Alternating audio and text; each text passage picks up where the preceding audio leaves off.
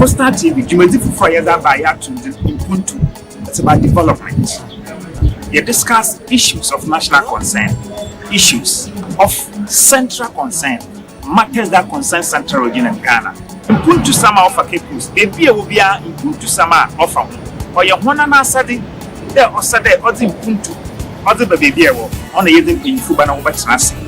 We are no other man. Or your one and asadi, those in Mpontu Baba capos, one and asadi, those in Mpontu Baba central region, one and asadi. So Mpontu on Baba Gani Nara. Mpontu sama offer capos, baby will be Mpontu sama offer. Or your one and asadi, there or Saturday, or the Mpontu, or the baby in the P and a batinasi, women down of Pediara. Live Ever Coastal TV. Coastal TV, your own face, your own voice. Anope mayamo achi na yamo akwaba. Emre oye Coastal TV, your own face, your own voice. Memenda akwa pro asan abotu hembio. Nyankopon na dawro mara kwa. Tachema da bojuma bojeri de fruseni. Yabada wasida ehwe Coastal TV.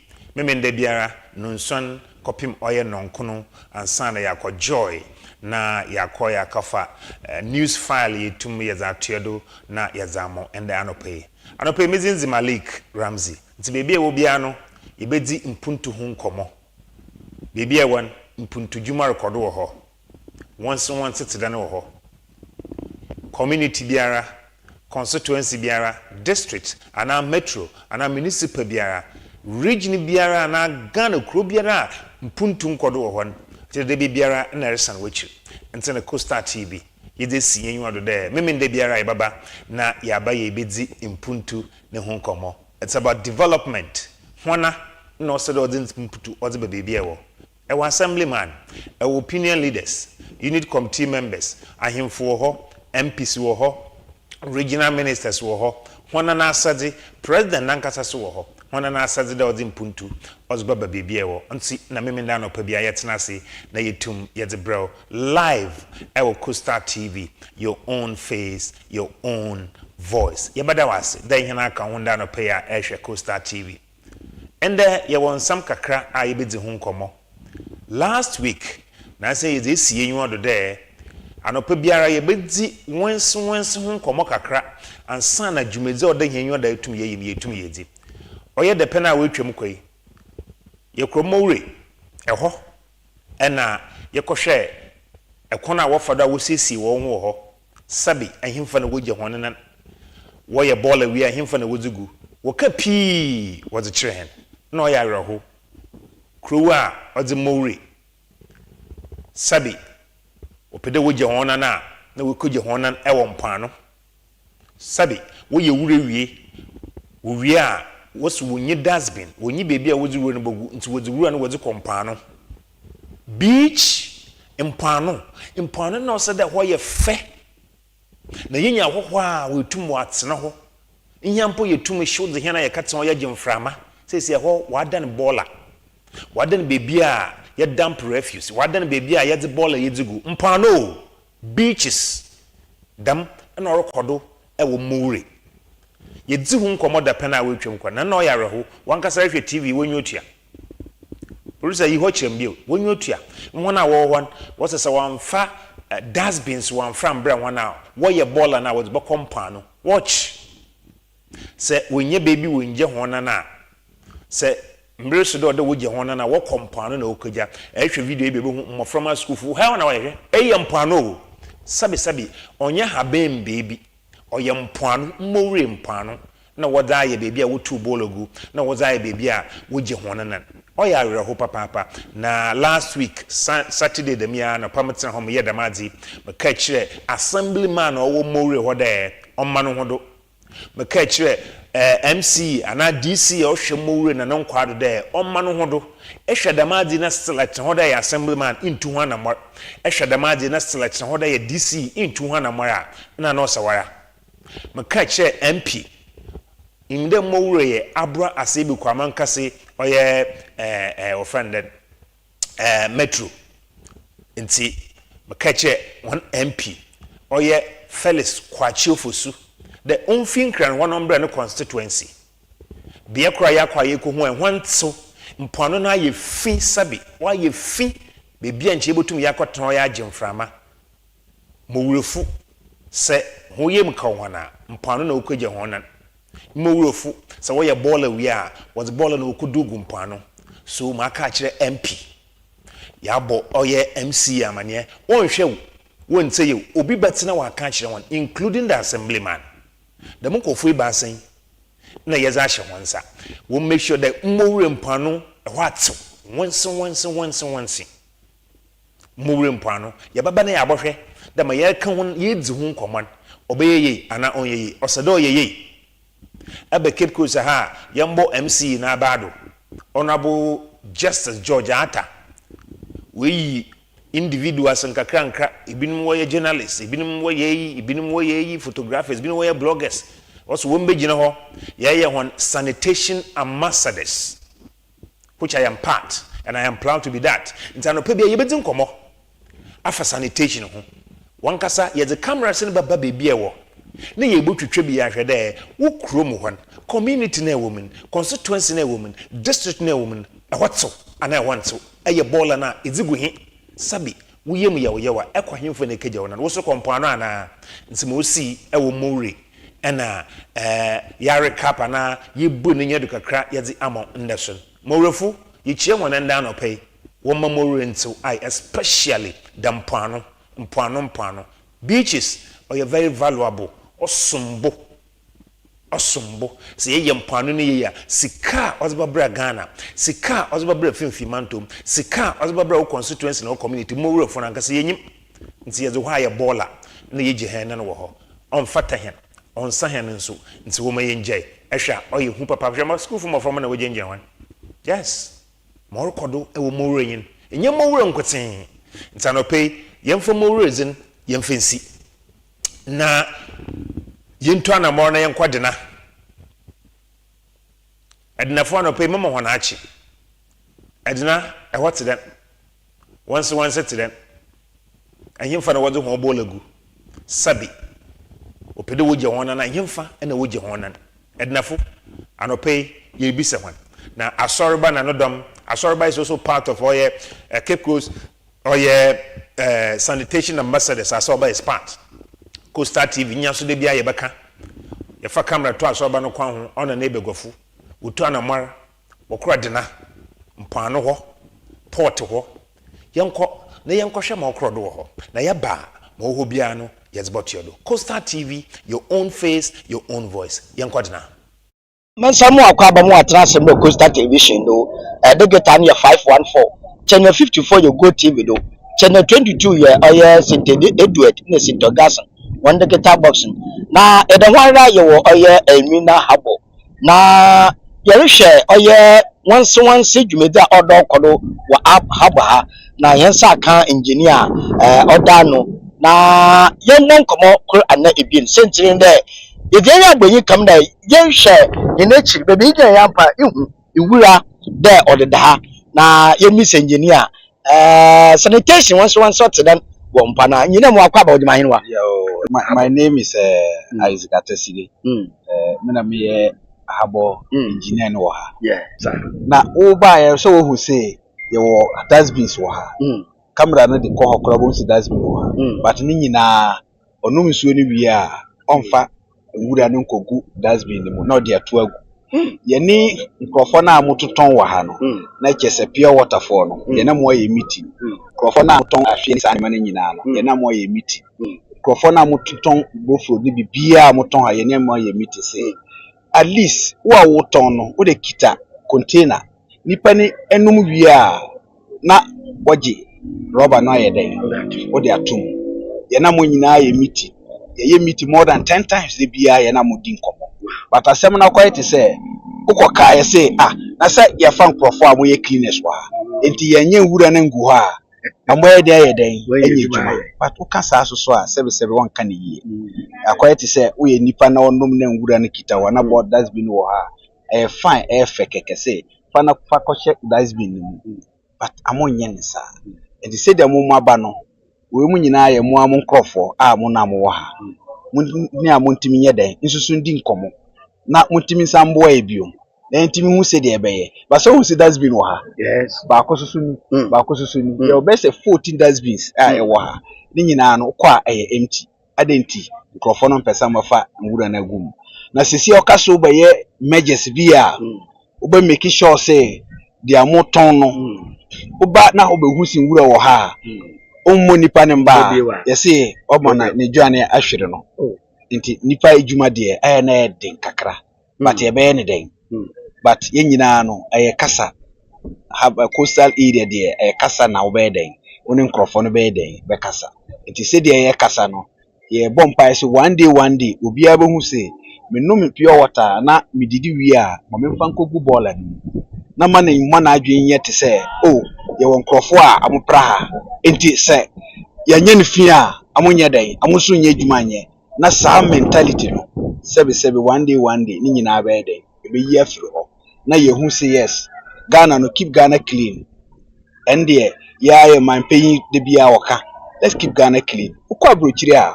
nipa no num nsu a odikogu bola mu obroni ni bibini ye nyina nye nipa baako nte den na wo bibini no wo num a wo mpeso mfa kogu adenti ni nyina na ese de enkire ya shankomo twetwa anyanye oye engineer ya ni twetwe na o me ya ta se dustbin osisiwo mama ya kwhwe dustbin so na nsa ne yenhwe oye eyi ya bakara nhamaba anabo tiba ma ya ba fa ne yen brabo hwedu mu yenhwe mu iwura ogum ibi sere hwana na odugum na dustbin na osio mum dustbin mum ye empty na mum insu rubber take away rubber nkarako no hwan na oye rubber sport bag nkete mum odebugu iyi mum na weja dustbin na ono da wodi wura wodugum ya bo hwede ya hwa iya mpefa me atase yi dem nya nye de ncho ogwa ha usana dustbin wo ho a oda wodi nya wodugum ebisha mayenko na yi afradom no ajarum afrafana so yan bon komi se de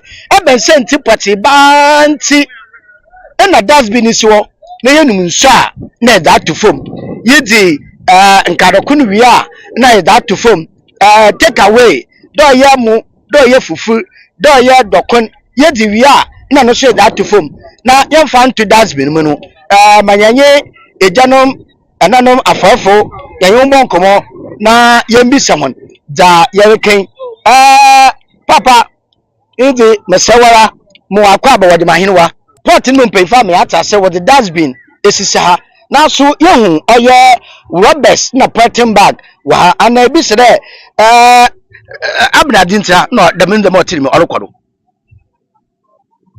yo body azam papa leso ba ya abotum aboko ya menyen na antina na be wana kakama leso abotum a aboko iya menyen na antina ma mede wo ba sisi wo da bia wo need mo fa de de ekugu me chomu kakawo nti o den ye na dustbin is na so yenum sala na da to agbado na da to fom yo kafra yemi memo ya owo nti ama nya nzamani nyina na yebotuma ya dai atibi papa emo akwaba onya hinwa ya hwe pot ha iwura ogwa ha yakwa pot mpanyifo wosere wode dustbin wa ye wa fam de na sabwa ejanum afrefa ho na wodize wodugu fam nti emi se nsentira we de ma de senti nyobe papa yetem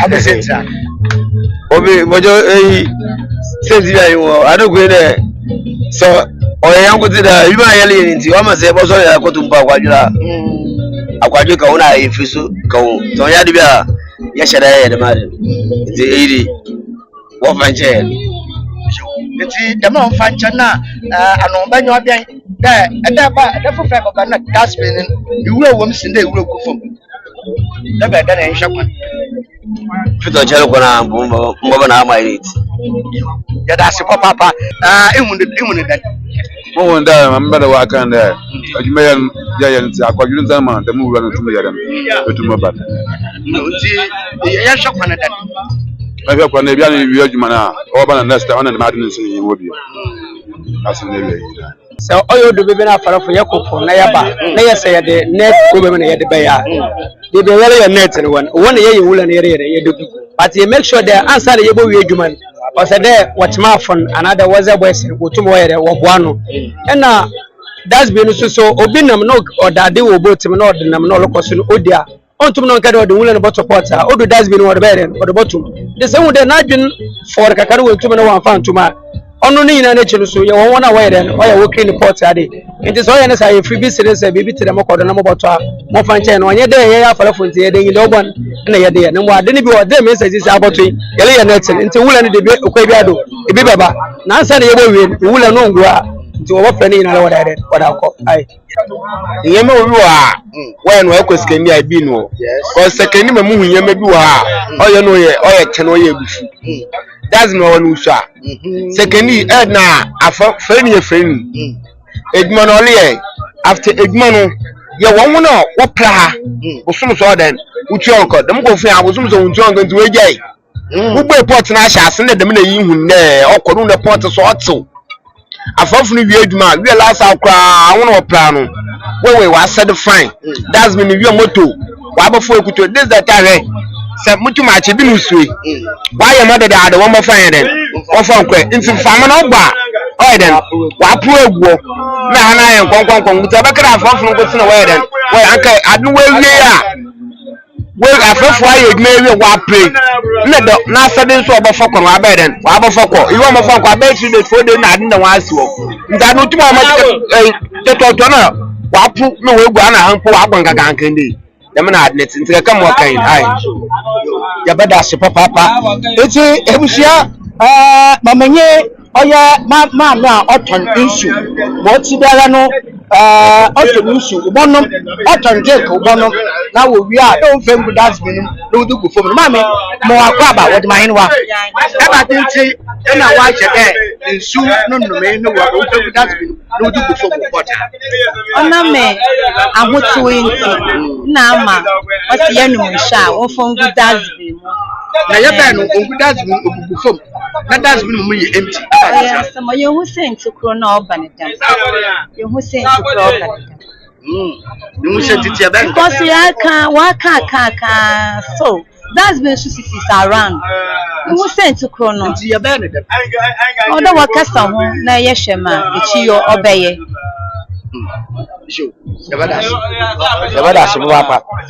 Eti ebusia menyensa simfi oye dasbin ya osihedu na anyendu komo na yewe abakan dasbin sa owa ha na yediri nya so yadamo hwe dasbin na osihe hwa bara ochede ma ajifi epodo ben ebara na debugum yewu dasbin na iwura wom na so onyema iwura wom na onyema na yehwe ye nkenken robes isu robes no ogwehe hwe dasbin num iwura wom na so onyema yako oye next dasbina sarosu ye nanto kwa ebonwu de sa inframampo na opai tebaya iwe no de issue rubber dasbin yo say onyema onye fold say dasbin no i podana no iwe no kitikiti kakaba na owom ondu baby a na so make say issue rubbers na opetepete around adwene a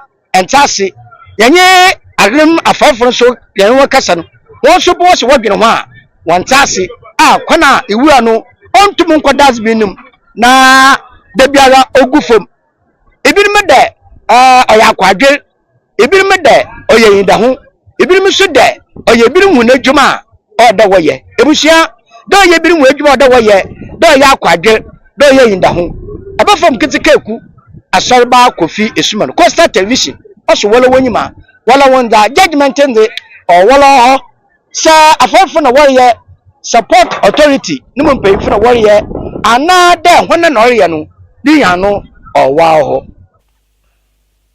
ye nyina ye ihe otua ma orkodo ewe de nanso obiara ma excuse anopei se ehwe Coastal TV a ye bada wase da ehwe Minyim baby, we are live. We are streaming live on Facebook. Echo Facebook ayo.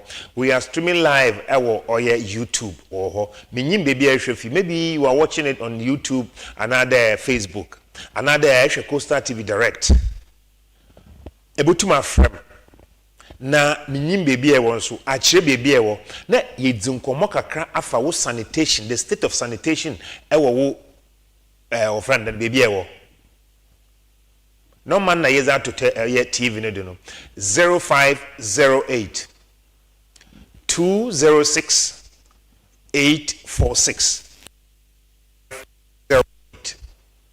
206 846 baby ewo bia say what contribution be bibi o peda ka kire hen na ye ba ho na ye bo hwa concerning sanitation once mayente won kan opay 0508 friend nyi baby aso kan no problem na ye dey see yenyo the Coastal TV the pen biara na ye boba around maybe o china ye baba ho maybe next week ebo impa fofo na ye abahwe kwana efado a community e wo ne mutiw constituency ne mutiw district ne mutiw ana metro municipal what wana wo region once wanted to them my yente won kan down pay baby e will be last week na ye wo mori in the itwana more the ko oyedena inyim ebia na ochina ye baba wo ho ode yedin eni hunyi what's cleanliness is next to godliness idzi hunya ebene yankopon se ndzi hunya nyame mpefi. Now it seems that Ghana ye pefi amina wunya ye Ghana fo ye pefi dodo obi to come on bibi obedzi wo car no wie bia owie a on fan to car no na wa to achi na car was moving odo to car no so a mate o drive odu baby a na wa bobo no nyina no bibi opebia na wa to achi no ho that's been seen na onye enough another inyankasa here mentality yan adwen yan mindset yan attitude obi se there yan attitude na magana why you feed them enye gwaye nkoti na onye dena na onye mori oye Ghana nyinara na aye container na one that's been need this one no obi so wa bo wia azoko na rokoton so there are so many issues botum ye fi ho na once we to work with examine sanitation is very important. I remember when I Akufo-Addo, the former president, said, Obaye Ghana and Accra, the cleaner city. The man wasn't successful because our mentality is different. Our attitude, our character, the mindset.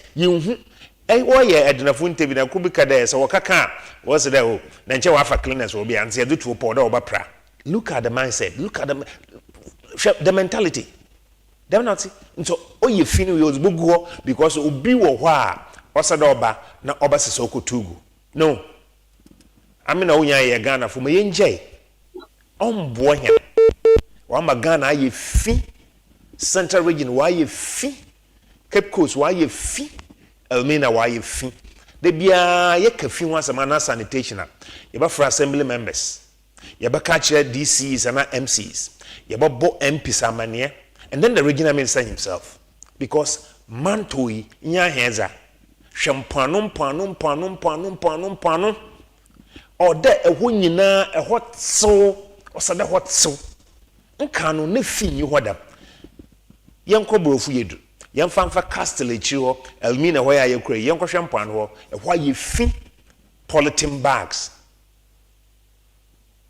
bottle water empty oguopi why bola eba kan that Senyi bibia can no problem. So Facebook I to my friend and I WhatsApp him and I there I send a message. Yeba kan ni na ya damo.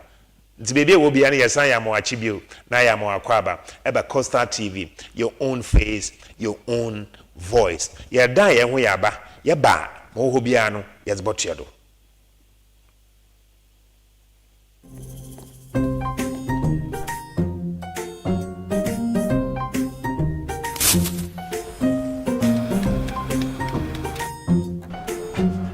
Mido, Ghana Biana.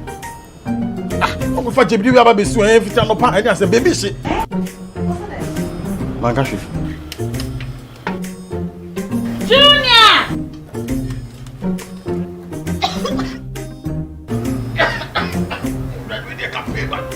sense when I for maybe the no.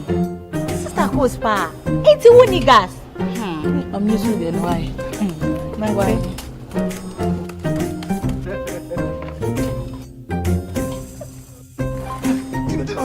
Down yankana wa. Ah, Sister Coast. Use gas. Gas ye fast, ye easy, ye convenient. LPG, let me see your hand. Ooh, I got yeah, oh, yeah.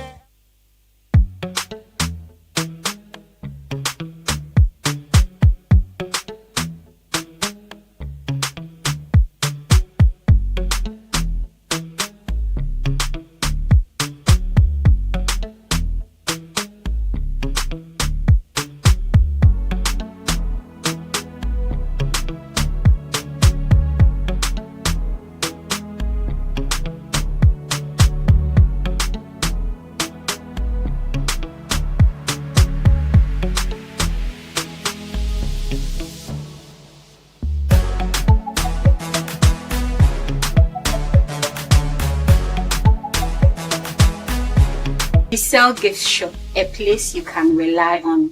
You call on us and we'll deliver. Thank you.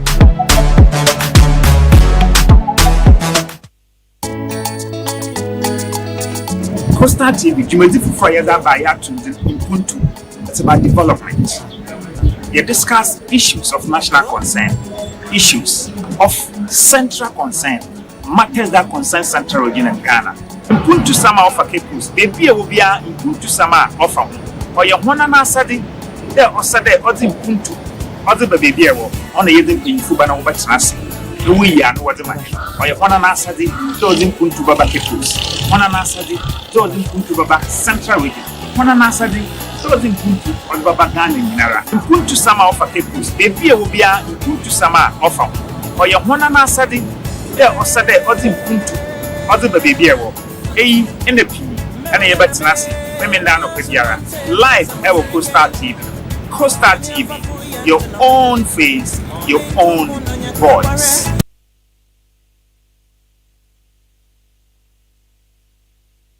Able to still afraid the once home come on check. Hence Abaka Ghana Investment Promotion Council, Honey PRO. Zenabu obaba na wabaka henen saba yegudo ayedi oye once ho komo ohun hia papa bebi e wo bia no sare TV na e bia na wo so bebi e won baller oye asam wo ho wonye bebi a wo je ho nan sabe bebi a wo tu baller go wonye bi wo tu gu bebi dustbin e bi ni ho wa ye ma wo ebudu ebotum afren na wo so kakra won aka kire hen telephone number and Ogu TV na se fefe the man. No son abo apem pepepe. Coastal TV, your own face, your own voice. Yeah, live or your Facebook. We are also live or your YouTube. Into Bomodin na also for comment and our contribution Fabra Fafado 0508 206 846. Ebutum afre na also baby will be ano ye sanitation ho komo kakra ho ye wie ne dama eko Facebook so ebutum share na comment na share like comment na share na bibia so nkoye eko YouTube dama ebutum a comment ho ye bakan comment ni na yetum yedi amo na obisi de mmowure issue okana akoma papa nti ebutum a ode ye bodo yesensu ye yibio na assemblyman wanhwe utum hwe Nasa MP on share video no utumhwe. Nasa henu a oye MC wo na DC wo ho. So on share video na utumhwe bi. Ohia papa da nyina yebutum yedi dam dwume na wakodo. Nti yenkohwe mosi wo mowre the pena we twem kwan. Ye ba na yekedi nkomo fofo. Yeda ase. Last ba Coastal Television do. Digital near 514. Channel 54 you go TV do. Channel 22, you sent to the Center Gases on the guitar boss. Ebi Mijna Mowe, and now Mori. Ebusia, Emowe Yokoa. Asa Abra Asebuka Manka Simensinum. You clock it now, Oya for them, or Oya district. Now, Ibrahim Prayer, your boss of Kona for you, and I'm poor baby, I would want na ebusia dimechi na yankonkoshe mowure ana mori ikoni na bia wugu holuwura ana bia wuje hwanan yankɔhwɛ na musunsuano bia no yɛntu nkomo aba fam kitikeku asɔreba kofi esuman Coastal Television wala wanyima wala wanda eti ebushafo mamensamu akwaba mu atena sembe Coastal Television no begeta ne 514 channel 54 your go TV do channel 22 ye St. Edward and St. Augustine begeta box no do Facebook ye live na YouTube so live na adambre yenye nti wo oye ikrom no yenye adofo bonko no wo che de mori de mobonu de baby a wogu wura onenye school park wabokwa na with the container with this wa with the where with the gum ebusia no kwani etwenwa school na school mafama na wajengire hey zumna container bia nsa ha so the question is container nsa ha no nde bia nde baasa nda hen na obo container fi ha won fa bi mfa mi sa no nti eni wuwe de ogwe na yamina dumara yenya oye mpapa kro wa ha olutwem na yɛn mbɔ nkɔmɔ na ɛgya yɛngye na so na adwenkyɛ kaka papa mu akɔ abɔ dwumayɛ no wa apɔnum yɛ de yɛda ɛmi ase wama yɛ atase da buroni aha na kontene wudi sa ugu wura yɛbɛ kontene nsa awo ɛte buroni de ehun dat ɛyɛ no kɔ da America na muso kontene de obi sɛ de obi jin de ozi sɛ no akyɛ almost by 10 years aha no the container si biara awure biara na zibugu nzibe 1 week ko no so mbatu na container si wo no so mbebe o container na afa da ma sisi ma batu ya RBC nti we na agba ho ta park ndo bo ne we na agba ho ti bebe nta fun so wotu gupu aha only question ti bi 76 container si na ta wodo ba wodo bakwan mpwana na wodo bakwa akotu ogu amatu container wa okwa akotu ogu mpwana opo so wasi meme ntu ogu nti awafutu ya ede mama adesha ugu. Okay, so I the obi aba ho no do ma yenko na yen nko twetwe. Hello. Good morning. Ya about you. Good morning. My secretary Abesi. Hello, good morning. Welcome to Rich Money. Hello, good morning. Rich Money. Abesi. Kasa yete, kasa yete. Abesi yeah, you done. No, I have police center for so. But the new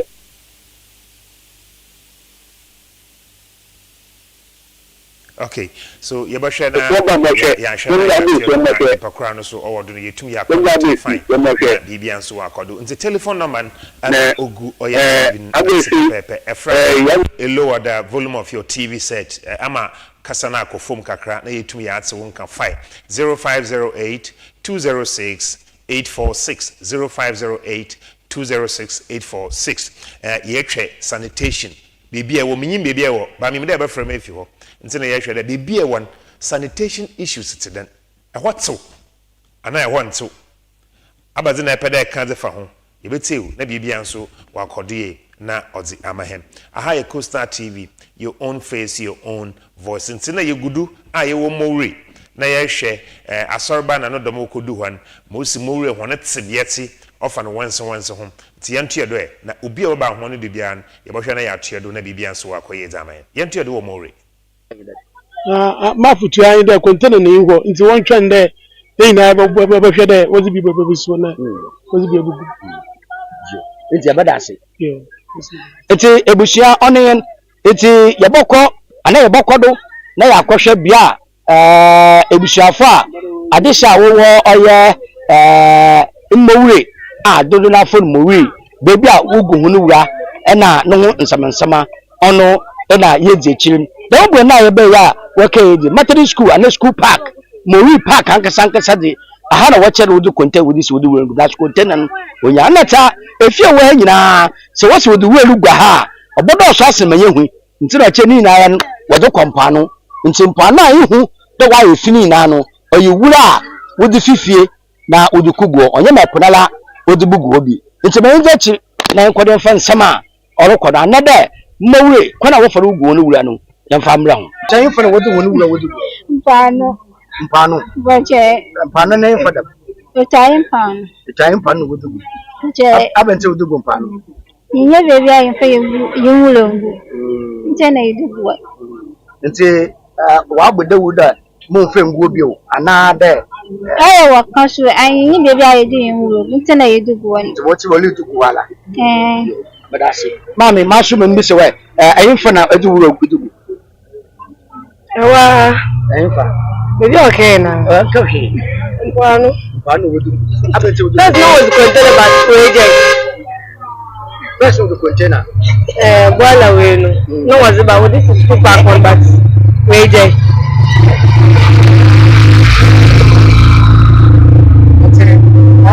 weje no awusu weje de wodo ko so weje nti mfo boy nko wodo ko pa ya dasi nti bushia damana oya yene nkyere bai woka ma yankwado na yenji nkomo nhwe de yanye ibinu bezi nkomo a ma kyereba mo ha wode ma henwa ayemfa ne wugu wura ma minde ka ya mobodo ayemfa wugu wura mpano abante wugu mpano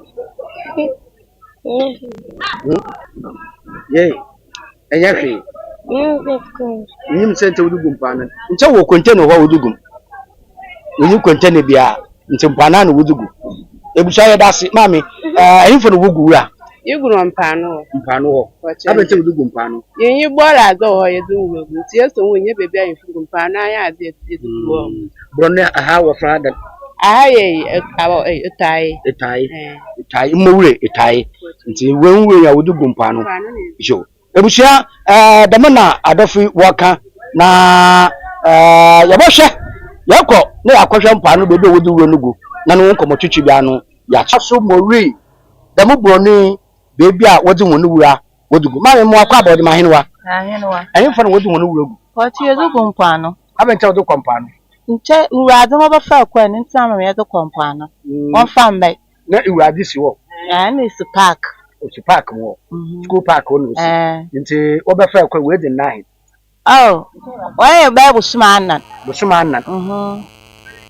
nti ni na wodo kompano wachenyo nti sa container na mbebie wa mpana na wudu bugu nti wa abode wudu mo mfa wuro ngompano womboda wudu nti kire woboda wudu anu we dey ana obokora wa woboda we bi je cha du container le biswa ma ya shi yidu boko ku container nu apart from wura no so wa banda odman kuma nkrai so wa to de bia beja wona na ayimfa na ekeja wona mpano no so mpano mpachenyo abanta no so kompano cheto efinyi ha nti mpano ya bejina oya mmewure mpano na bebe yewe akoduntu ebushafuna la wasofa etaye na etaye mpano ho ana aha na woti wonu wura wodugu senti yo bena wosu wi be biara wodi wura wodugu iyi akama Coastal Television ye bisa assembly member ohwe oye da mubuonu du de ana ajenjebe de ngebiala onti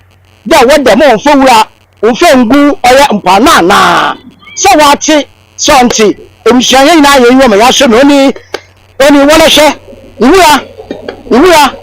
iwura no won pani epulai ya she with the sea defense and away what the mobile edugupu wa fa na wa hihye na ndama akoye iwura so no gbe he iwura no gbe na ta imowure ataye de iwura na wodigu ha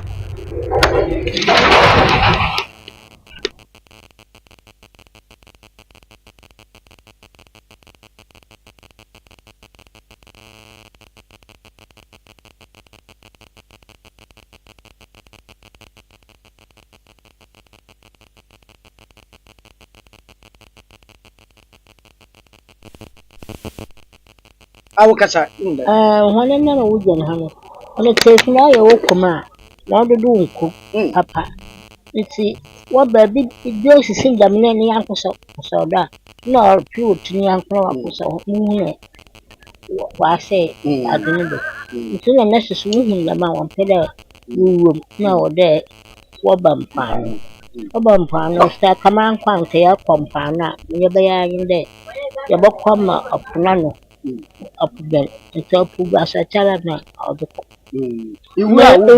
uwe gumpano no so na opno basa cha aba ye furu na ade obo nti na ya kada ibugu am na edaye ede segu enyi kakra te ya ma baso na ya sɛ ya anapoto tutu da na ye digya atum na wa ahye edigya tum na sa ahye da me a na hunda wa akwada na abada basar na wa to wegu pi wa to wegu anda won konko dene nupo na wonye be biara wa to bi nti ne ye ka na damda ma mo nto wongu pa mo na didue so ye bi ade akoko isido e mo mo no wa ho to go no so aya na mda ha ya ti ha nti ya ba ho ba nti mo ya bo sha na bi apra wa bo to no wegu dedo ma me ya bada wase ana futu do wa de ma wona oh makasa ya me dupo abado tasra ban do wa do container be si ho no wegu wo no wom no akapa na nyam pote ban na man tamete no container o si park ho nipo ubudu wodi tuisi yo se ahina ahin ubudu wo botu itahe wo he jani akasa ya bre nti aya ya hu na mi we ya edija atumi na wisi ko wode no wode na aya me ya bu we na ma ho no aboso nchapo bu asata opon kakra bi a wa aba nti aya ya tie ya akasa nti no wode kokoro mi akwa na unje mpanu wu awa the ice crack ade ba so fujetu obas ebi owe odo wo si tifimon ebe na adinti na wo je wona mpa no awu yankasa sisi yenyi tifi ekom won fe border ade misu a won ka de yento border yemfongum nti ibia sola border ade baba mpa no ntu be season de man fa border ngum mpa no yenyi tifi yekom ashala border ya mpa no wa na abokwa kije wonan wo ho nti so opede yinya asomdweza ana no fe border de wo famra hen ye ka we na ye degum wo friend na tiefi wo benye tiefi ya shala abofra wo po yin tel man ko mpano ye ba mo akọ tiefim wa ko tiefi mo wa ye ni fi da nya ahi ye na wodre ye o sande ye tete ha once maybe bi sabi ana kwala la kan oba owoni fi yinyim once wo ko kiso ho wo kiso ho odba wodi ba no ho a odba ba bi so ho wo hwenyim odi so ho na ida wo so anya yarba nti mo welcome da me mo ko tiefi wo mpano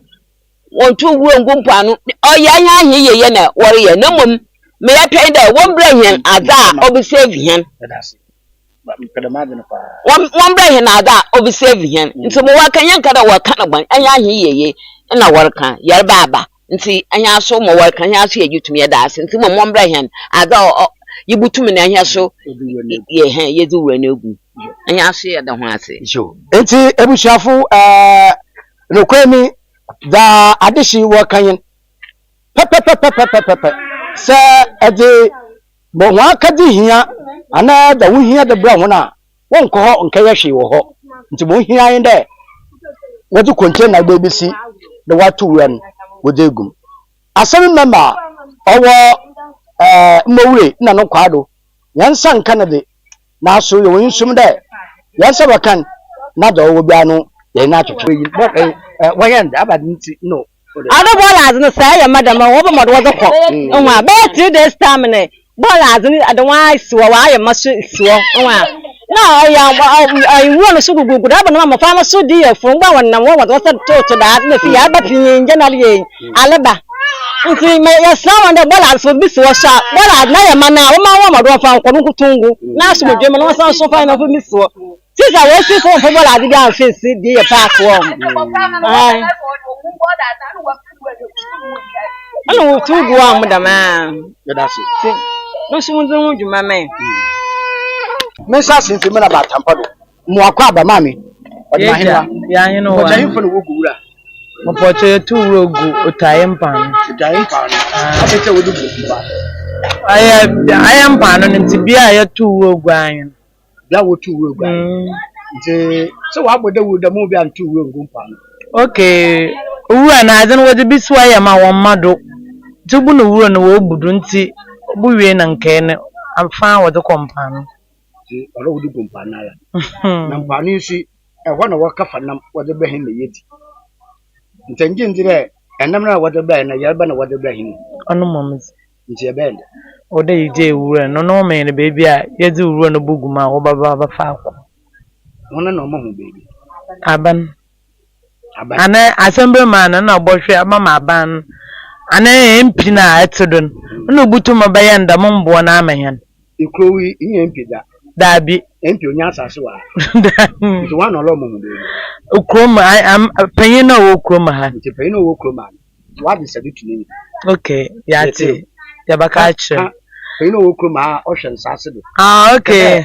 Waresre omo wasase ana mo be nungu wura se no do kompano. Ya pocho if mo we ya pia bia.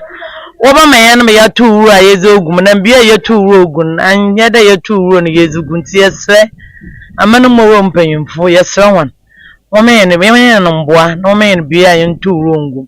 Ya ze sre za kaka yezo tu anyim. Yaso edasi mo panyin mo akwa ba oduma henwa.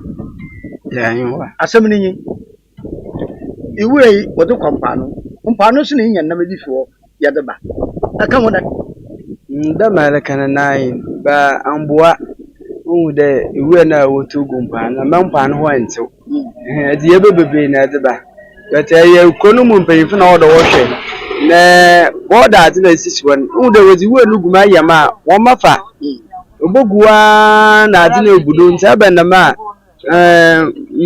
mayifuna mesafuna hona wozi boda ko na fi odo woto kompano wozi kugo nta ba na mso a mu kro so anya papa ye bebem nti ya besre mpanyifo de won hwe no wunzi de mu juman we adini si wona mpana ya ma odo obafako no wasan wozi ba no wozi wu enugu bet mpano wu wozi go ne da na enye mokro ade ye bebebe na ade ye de na ade ba nti mad se do medu to yin mi de mpanyimfo wo wukro ma han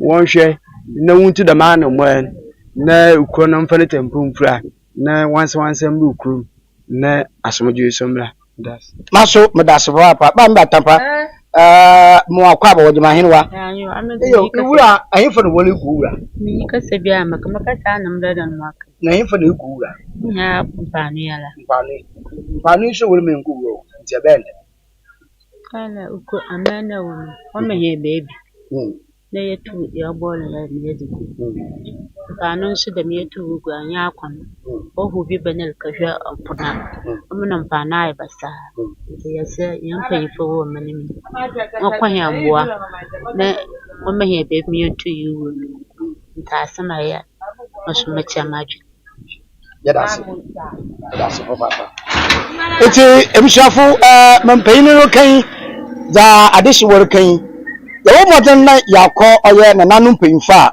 wo hwekro yido na yan won so abon komo za wor kan na yete won afa mo yifi de Coastal Television also wole wonyima na oye chidom hin ana na za manfur kan bejana na da kakawa kan akan zabubuze na ci wudina bi na dace bizeti na nafu bonsu otodo basa biena na azika South Libya ko na chidom hin amda semi so bi semi mama kan wa de amda na nebe ne yida du de wansen ode na komod papa nti ne first ngona ogben okade bosumi biaran aye mebenda odi kan wa bosumi na hyese biara obayo menjuma ti de sie wadu de minute da malika na bia wodi wurogu na no asem yedin nti yetwan mbol ko DC ho yeni kedi nkita ho de yehia dried beans no containers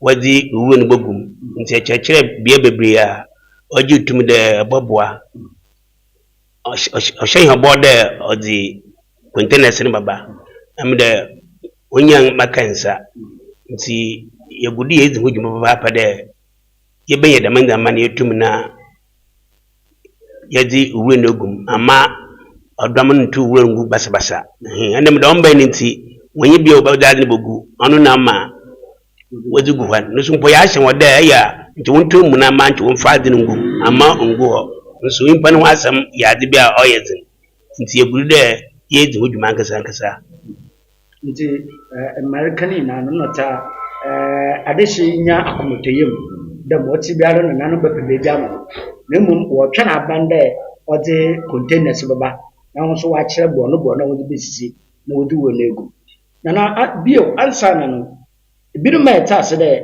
na school park container no bisi wo wo di kuma wo mafa anu nti no ma school fo so mpanyi fo wajer na wa brade ade sedi wo hɔ ma ban wo mbodo ode tenda bo wo de jumla ayo ne dima no wo ne ya ma mafa ade sedi wo hɔ ya ji sedi ma abane de da American e ba sende se wo ne yugo kontinim no ya ma o ina sedi da odo bafa am de be yala na cancer wato da mara no so wo ogu eyi mu kyare nti nananom to an mbal kwadi se ho ampano de aka no ten ya asam na obafa kure nti yasra abane de se wo yugo kontinim no ya ma ombra na amafo sende aka ya kwalala bia pa kwalala tasi ni na kesi wo na amde odom tugu basbasan nti abasende apumzi ya zo hia amakan amwana ontum na dam ya balo surudu ndas ombra wa ha na ibadasi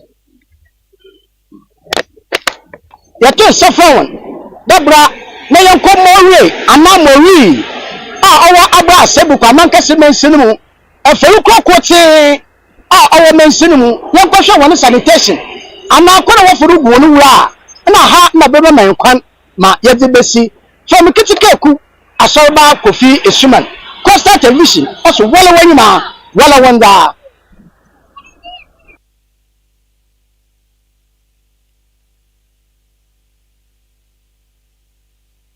yabada oye asorba ana no domasi papa pada wutum woko mowre na kakra owo mowre no so was be na ofa no once ho antena na yegudu ayaje wo calls ba nkofo try the warfare yentumi yan ho nkasa kodo try oye ya yanyo bakasa mnyim de oban sanitation a e won sempi ka won so oban de wonse nsama orkodo e wo bebia e wo e ho ntew ho na oda ye friend regional minister na oda ye friend na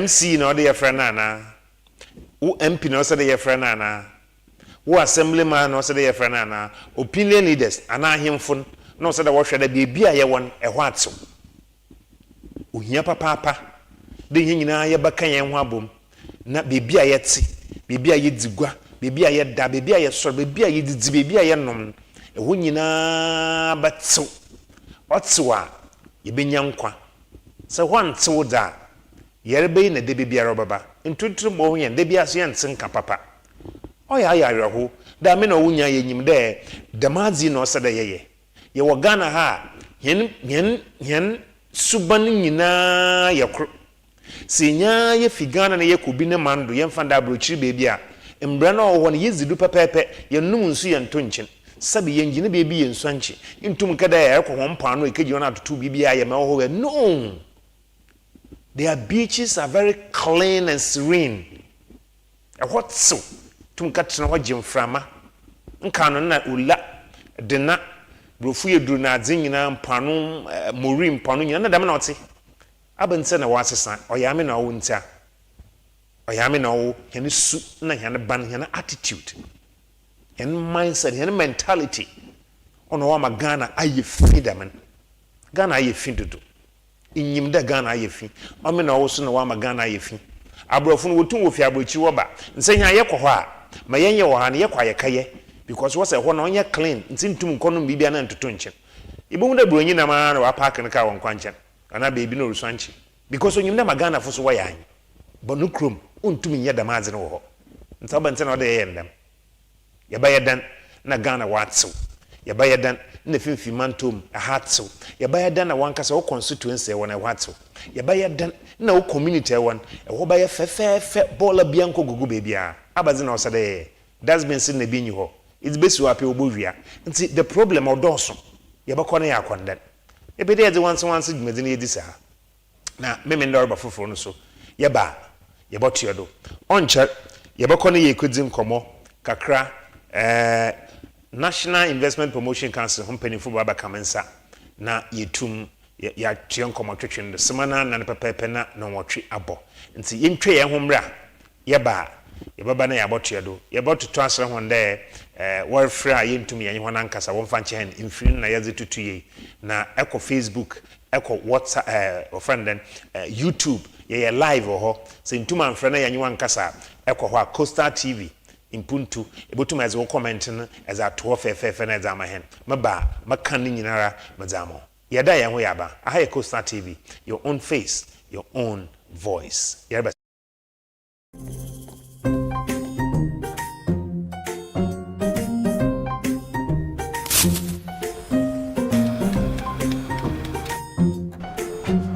Mido, Ghana Biana.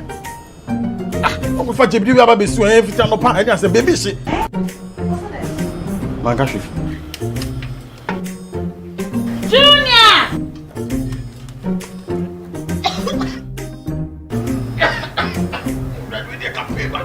I'm saying so enough for maybe the no. Sister Cospa, it's you niggas. I'm using the why. My wife.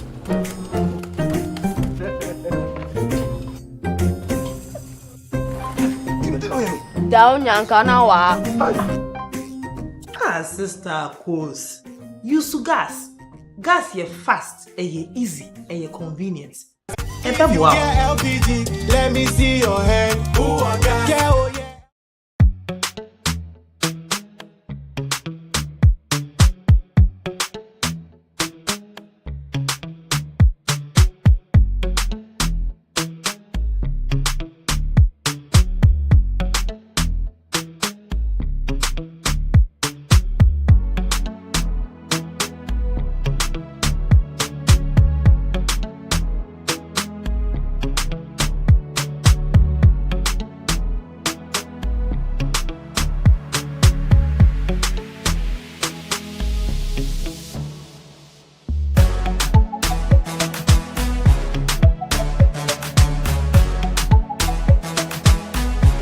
We sell gift shop, a place you can rely on. You call on us and we'll deliver. Thank you.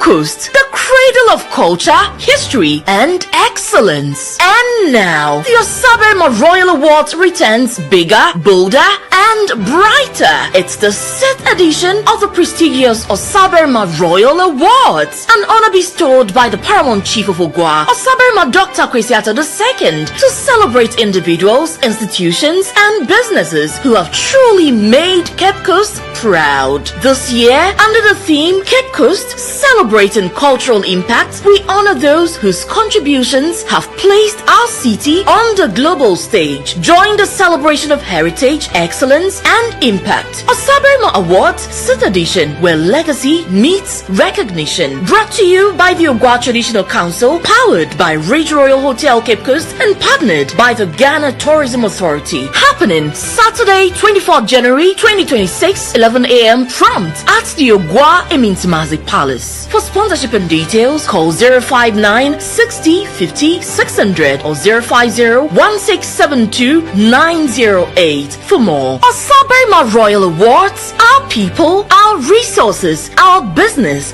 Think Ogwa.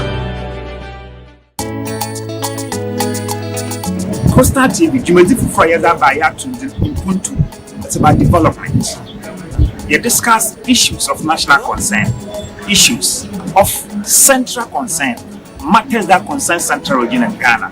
Mpontu Sama offer Kepus, baby will be Mpontu Sama offer. Or your one and Asadi, there or Sade or the Mpontu, or the baby on the Yedin in Fubana over Trans. We are no other man. Or your one and Asadi, those in Mpontu Baba Kepus, one and Asadi, those in Mpontu Baba Central Region, one and Asadi.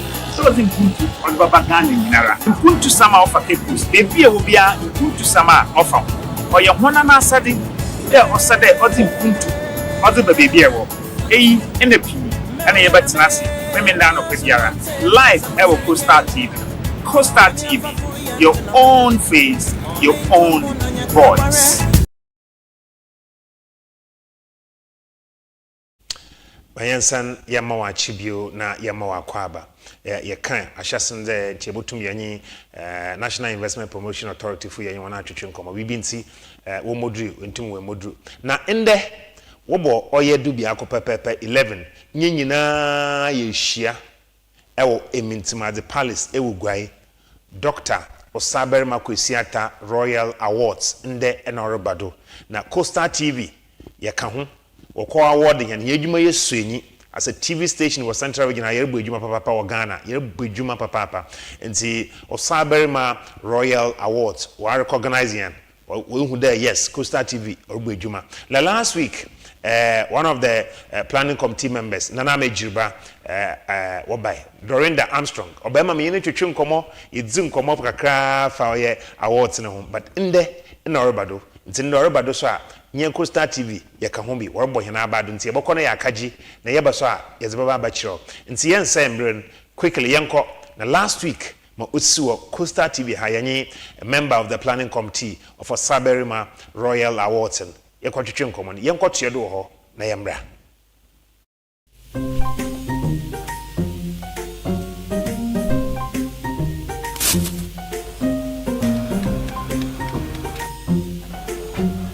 Mido, Ghana Biana. Ah, for Jibri, we have a besu every time no pan. I just say, baby, shit. Mangashi. Junior!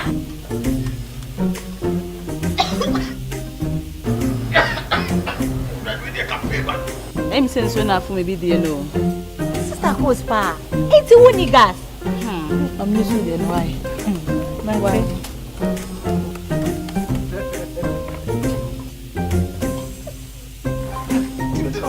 Down Yankana wa. Ah, Sister Coast. Use gas. Gas ye fast, ye easy, ye convenient. LPG, let me see your hand.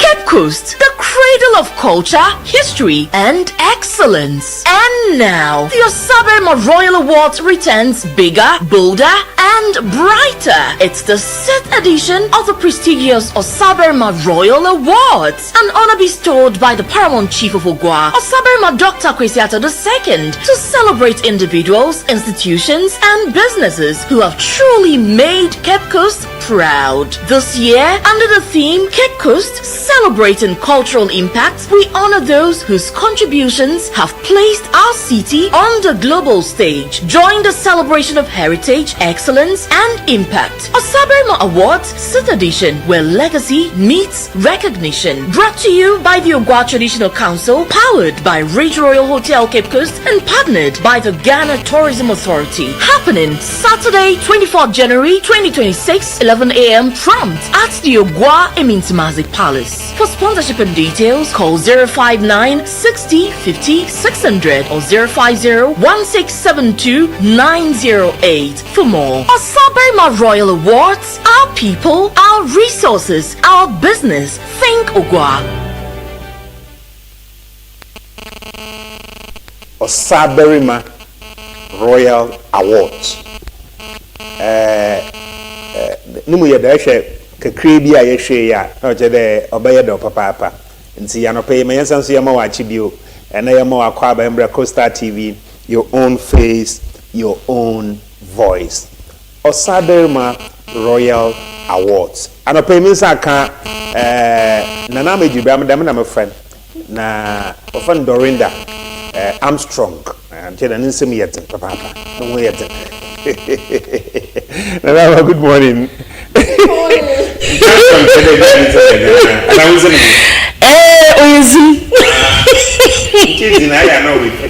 Oh, that's a more. But I'm not today. Sabi, what would not choose anymore? What was that to? Baby. Oh, Naminadum. Yeah, that's papa. Ah, you be Osaberma Royal Award, Gomokaka. This is ya, Mammy, you didn't come to watch it. Ah, oh, yeah, some more. You won't go so. Yeah. Okay, but you're looking very, well kept. Thank you. And the pedal, Madam, a fisher pa. Yemen too. Never too, because why you? But that wasn't youth. Why as a papa? I mean, you're growing younger. You look very young. Thank you. The Malik RAMZY, Yeah. Hey, yes, macho. Yes, macho. Papa, what's no? I mean, from 2007 in the media space. Miss Senior cry, Jumano. Kakra.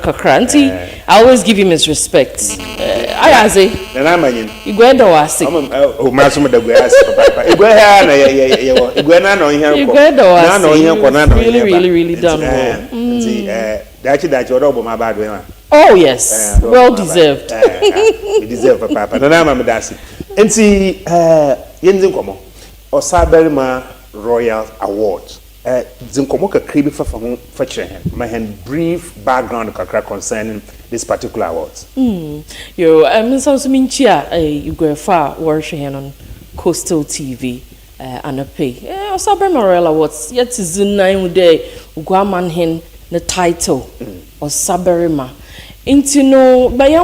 Back in the days of COVID, you were one a year baby was a COVID-19. Hey, na no muno na penyimfo bi ameso na meta ho nature we to na Monday no e dey igwe yenso nyaso yenya henze because abohwema ankonkro bi edwumaku bi nkoforo bo ho mazen papa but what's a nation that does not honor its people is not worth dying for.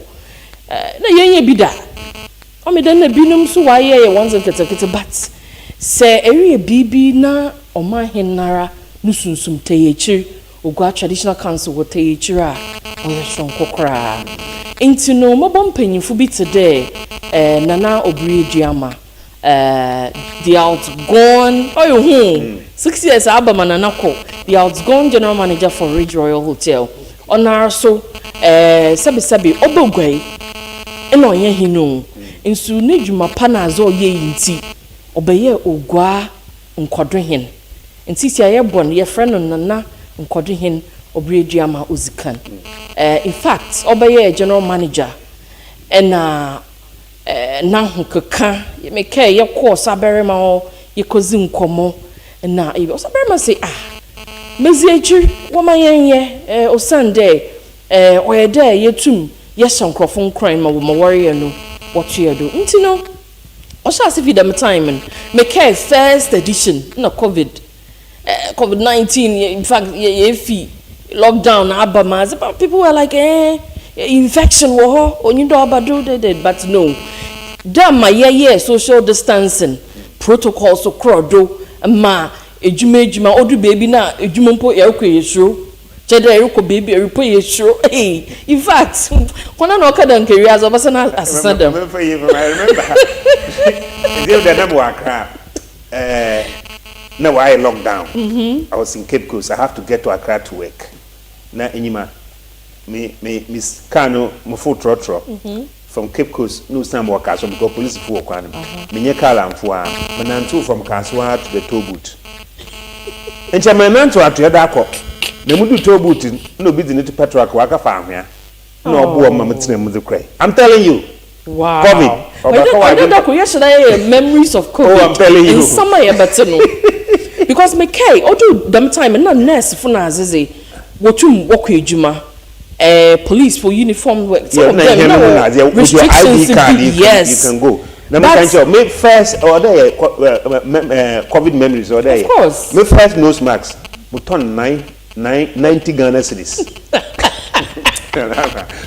was second 90 Ghana cedis nose mask I been on kwaje contracts hey one of what nose mask hey no protocols down papa into no one what nose mask so what cash oh yeah net nose mask go 90 cedis that yeah oh since your nose mask are what to binum ton 1 cedi 2 cedi e ba san 1 cedi and a sanitizer so benya bo na ma first sanitizer no se ka mu ye filipo no se 50 cedis oh yeah I my entry na COVID na some other day COVID is why be and so basically it was like that okay COVID no yes you know Aziz or Edobado so the idea came from where young fan day Makada Regional Hotels Marketing. Okay. Nanobre Diama, myself joining. Were a few. Then the traditional council backing us. Okay. Into nona sabi yako nanaho yezim komo oh nana ye day oh okay ye day oh ye be them you into no it's been collective. Okay. You know, but Nana Obrejama has been the chairman of the organizing committee. I've been a member. Yakwa himfie na ye won panifo titira. Who there has no sombo no we sum. Inti sisi abaye ogwama na ze ogwaye sum. It's been 6 years just like yesterday. Yes. 2020 first edition. Na first edition na sha Regional Hotel. It was a night event. Well put together. Very well put together. First edition we had the likes of Uncle Bessa Simons and a few of them coming to perform. It was big. In fact, one hour baby for the first time, you know, they had hope already in the next edition, 2021. Into no you did the feedback people now I think of from ideas. Oh, none of them pay what they about oh no be afraid jiba them into there. No what say you want. It was beautiful. And year on Yabo Mosin first edition you Orange Royal second into other baby no and I asked obi o habet no go kroma onkwa infida onyim nananom in as much as woba awards na say moya homka but won sheda nyim nananom no be a fair day etigwe enkwa infie Inti the idea came there yen shada so yen ye bi wan fie into no it's like you get the opportunity to visit ogwa emintimaza infie ta kwa infie na nanom atene gom enya chance ejiwa wo de kochia na nansem it was beautiful into no one man nanse no our focus is ahimfie okay into the venue is your emintimaza palace into no just like it, the glory, Brian Fie. Now, Mamanka said, Mincho, I want to know. Yes, Shema, onye Osaberma Dr. Kwesiata the second, no birthday. Obesia. It's your fun then, and there is now da. Na all bonkofu na about those now da. Into you just some ye celebration on continue to me as a live band, there's a theme, it's ban. It's ban war, there is enough for everybody to eat and drink. There is celebration. And we put basically go far why you it been one ma won't few gray, but what be baby will gray. Yeah, born about it. Damna as an okay.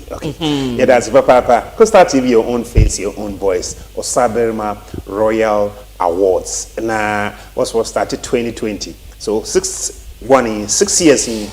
See, yeah, share na bibi anso akodo fine. Nti na na yanhwe one anum na elka sana kada binum ho awabo ho modern your categories p. Nti how do you select them? Nti botum afia enyina for process num kakra there ye here the mean ye won ibinum na won ho ba ye we bia ye media fo ye wo hona we na nanum ye wo hona we entrepreneurs ye business nti fanya fofam ka hwan no obobo ho na ba do. Okay. In fact, yesterday Osaberma Awards na in the Ghana we dream bribia kofutia ja award. Oh yes. I mean, Amazons, I never believe in it. I never believe in it.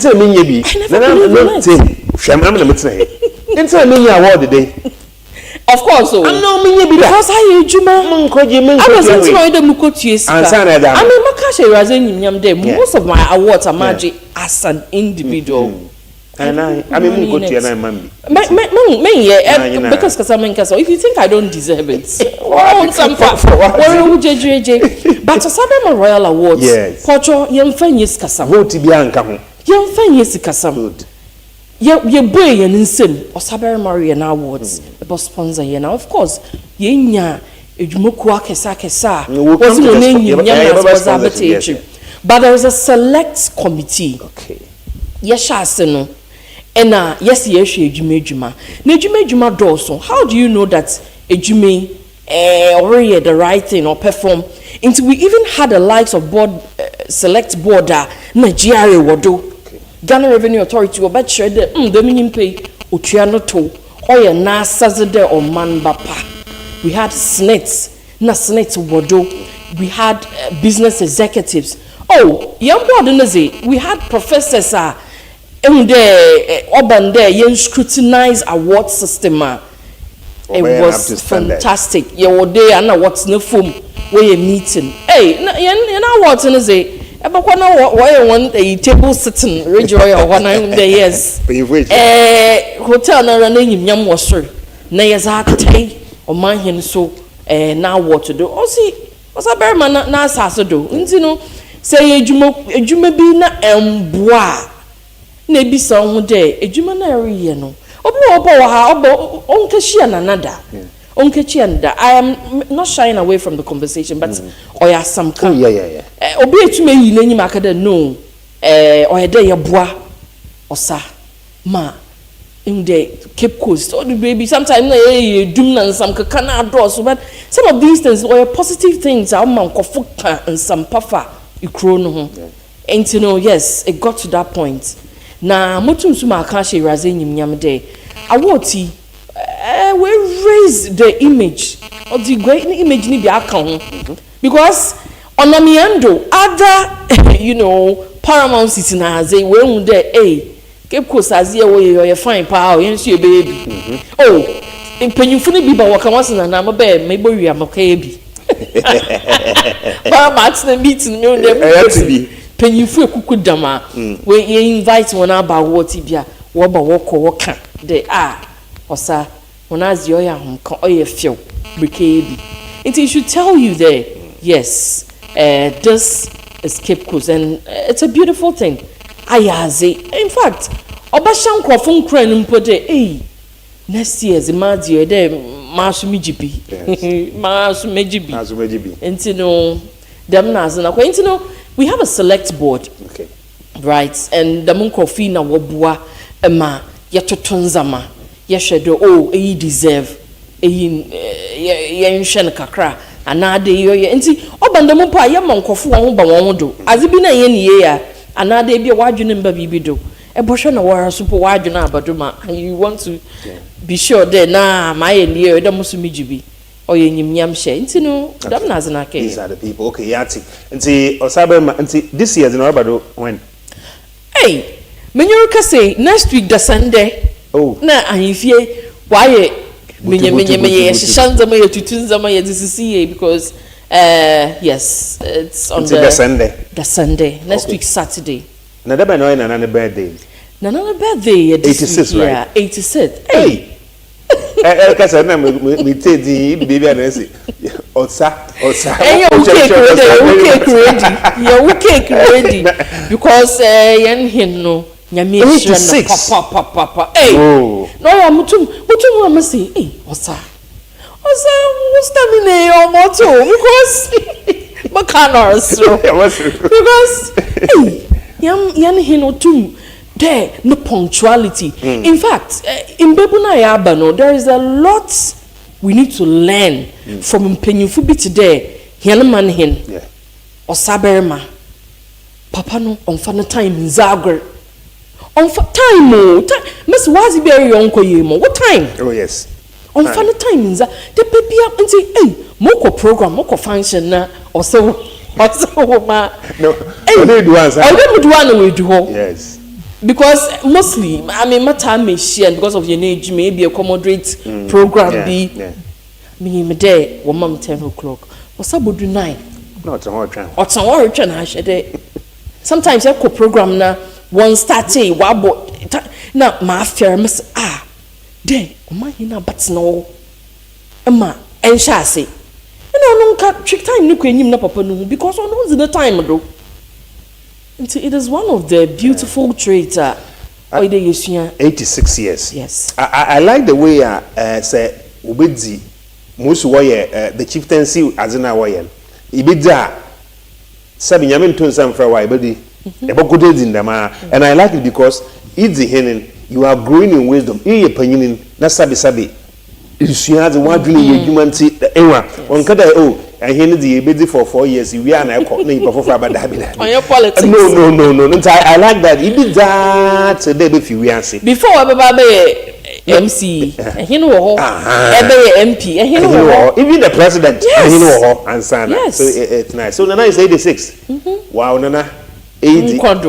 Producer, I don't know say Nana ni na to ama he na nche obobo hen papa 86 years Charlie onye easy and the most I can I ahwe or kasa imu da years in kada 86 yes because we be when your sister kasa point but ohwe no hu na the most ma in the program be invite na since he is a member of Council of State. Oh yes. Bisa ko meetings o tumu koba nde nyankopon nara okita papa. Nti the Sunday and a program no. The Sunday program no. Okay, nti mahen kakre obayadan na izekesi. Okay. The baby a boy aboto ho mankrofo wo nominations na yetum scrutinize the minimum pay or deserve and I don't deserve. Menyoruka say okay, so minchawano. It's like opina like ami mutuma kade musu mepeda me okay. Yes, the moment wuzina pop up abeka ho no. Okay. Then we begin to do the background works. Okay. The minimum pay day because your budget who profile. Na ya hwehwem ye bisem then the select committee will sit and take the decision. Okay. Into the Menyoruka say nkofu bebre na wonyim de memenda maka recipient ho nti the manaz na akoye in fact oye wi ayeka de ebebi no ebia na yen refi yen papa panyin bi ohyedem yehwe mboa wa aboa uguama na in fact oye de uguama no hye nyam until we always open our doors ma nkofu ba yewo rabebia yewo yen data yen systems are in place yes yen checks and balances until no be feel there you na pocho dabi and one of baby nyon de and they say obi regia or begina word na of sefata okay or sefata is the right word until no damnas na ke categories in bebre ya shas no post no odoso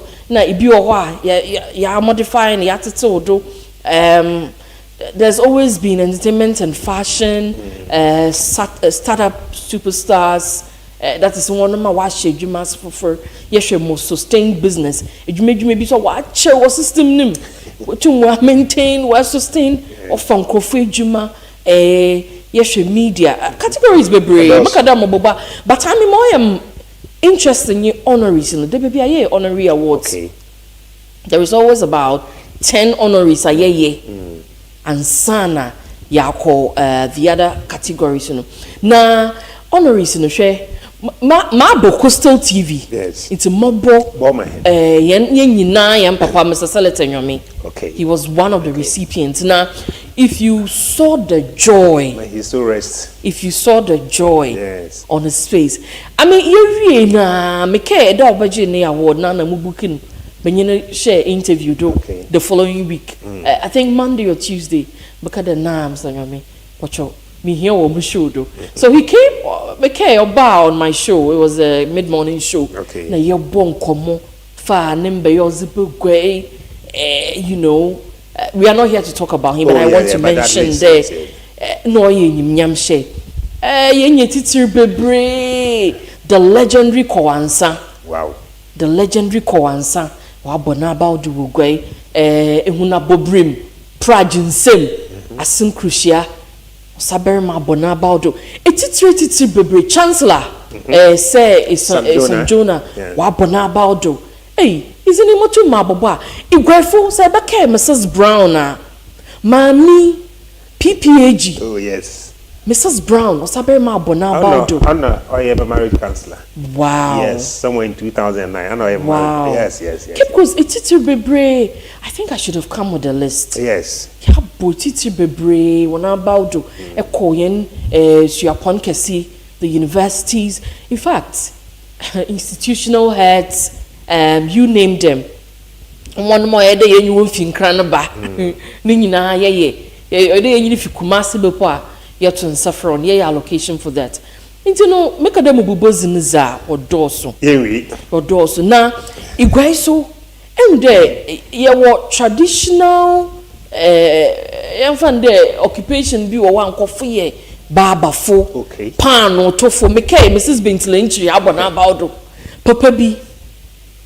Onona igwe ofo or hang banners will chrome. Oh really? Wa hang banner will chrome almost 40 years. You born about the last year. Wow. Yen and farful. What's the na so award the so AGB na must one ones oil yam kakeke. Yes. He has one shall last hour. No, yes, one shall last hour. A best fishmonger will be out in dog who numb not on naman no so. Yes, you should know. Ya born about do best fisherman. Sabi. Echo for Jumanuma. One so what one as I say. Young educational institutions. It is a cradle of education. Citadel of education. They be ya born in Sabran. Ye if you more on ye. Into no ya schools now. Best old school student associations. Wesley Girls RGB, FANSPIM, YGB, Champions here, YG, National Science and Maths Quiz, YG. And them criteria, okay. Many can say metro education, what year one selection, no, what present on my board. Okay.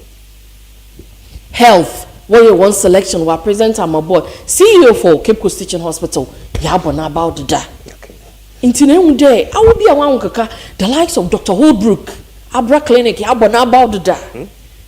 It is in your mobile, I should tell you that it will keep Costa, the Mumpin fee, Sabi, Wabo bra, Wabwa, Papa. You're good so? Yari. Na Elkasiana Moko, a list Mukakra, the Bubu P. So, men would award, why awarded for entertainment and fashion was yes. That's good. Most patronized locally made textiles. Okay, yes. Then the media, outstanding media personality will keep close. In fact, yes, 30, yes. Most patronized GTP fashion. Yes, it's here. We really be there. Yeah. First of all, no washing and atter. Okay. Occlude one anyway. And they are proud to be part of it. They are.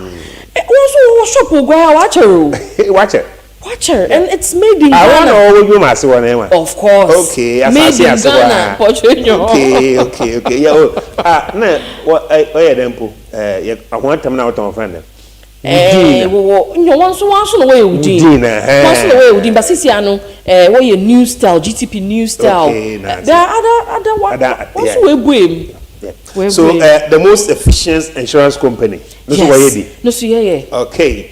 And then corporate social responsibility company of the year. Of the year. Sabi abat no kroma hana enye hwe ya. Enkwamba. Insi phone upon farmer. Ebe. Yes. Most effective service station.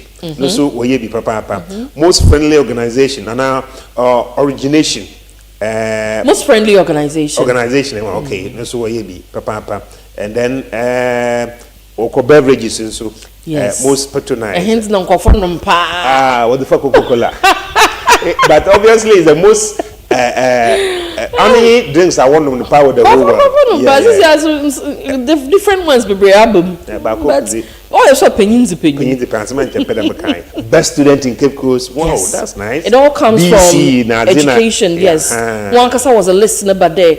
What checking records and this is the sometimes the most interesting aspect of education the ebiana nyipampo we or secondary school. Oh, this we poko. And they come. Wow. They come with their squad, the school. Oh, it's very glorious. And then health. Most outstanding health facility. Ebo in Tibet in one yes. Okay. Ebo Dr. Holbrook. Dr. Holbrook Ajibida. Yes. And then religion. Tourism. Tourism. Whoa. Yes. And then you mentioned the honorary. Exactly.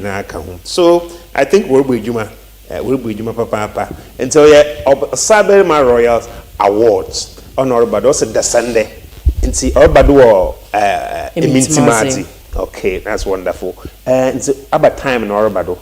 Okay, into say all things being equal, share quadra.